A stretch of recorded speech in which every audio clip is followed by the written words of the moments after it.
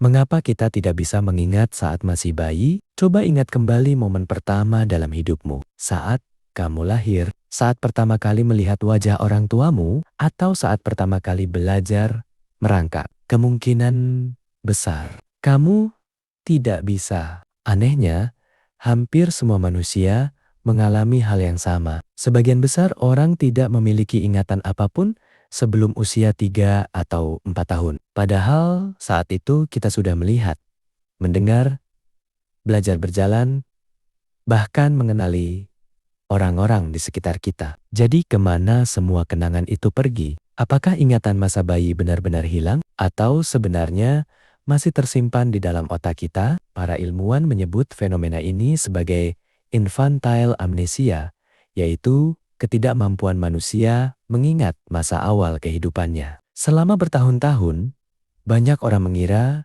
bayi tidak bisa membentuk ingatan. Namun penelitian modern menunjukkan hal yang berbeda. Bayi sebenarnya mampu mengingat banyak hal. Mereka bisa mengenali wajah, suara, bahkan pola tertentu yang pernah mereka lihat sebelumnya. Jadi masalahnya bukan karena bayi tidak memiliki ingatan. Masalahnya adalah otak mereka masih dalam tahap pembangunan. Saat kita masih bayi, bagian otak yang bernama hippocampus belum berkembang sempurna. Padahal bagian inilah yang bertanggung jawab membentuk dan menyimpan kenangan jangka panjang. Bayangkan seperti sebuah perpustakaan yang masih dalam proses pembangunan. Buku-buku memang sudah ada, tetapi rak, katalog, dan sistem penyimpanannya belum selesai dibuat. Akibatnya, banyak kenangan awal yang sulit disimpan dengan baik. Namun, ada alasan lain yang lebih menarik. Saat masa bayi dan anak-anak, otak manusia berkembang